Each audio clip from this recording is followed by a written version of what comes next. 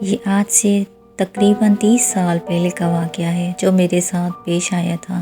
میں اپنے نوکری کے لیے سکر آیا تھا۔ یہاں میرے ماموں رہتے تھے جو کچھ دن میں ان کے گھر ٹھہر گیا جب تک کہیں اور میرا رہنے کا بندوبست نہیں ہو جاتا۔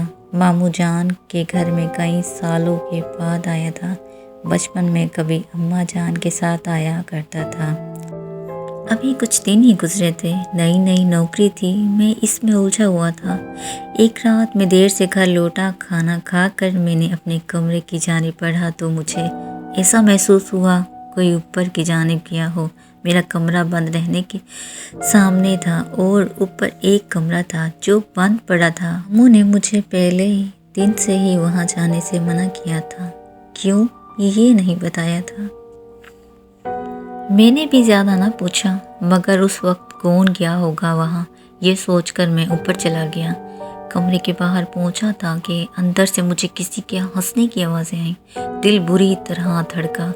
فطری تجسس کے باعث میں نے دروازہ کھولا۔ اندر کوئی بھی نہیں تھا۔ میں نے نظر گھما کر چاروں جانب دیکھا۔ کمرہ عرصہ بند رہنے کی وجہ سے گرد آلود ہو رہا تھا۔ آوازوں کو اپنا وہم جان کر میں پلٹنے ہی لگا تھا کہ میری مومانی نے مجھے پیچھے سے پکارا۔ خوف سے میں سیڑھیوں سے نیچے گر پڑا۔ وہ آہستہ آہستہ میرے پاس آ رہی تھی۔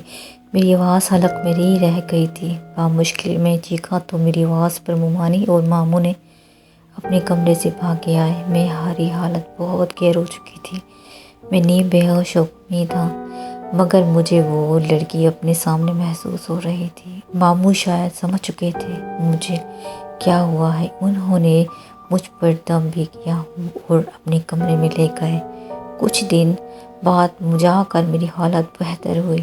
میں نے اس رات کا تمام حال کہہ سنایا۔ ماموں نے بتایا کہ اوپر بند کمرے میں آسیب ہیں۔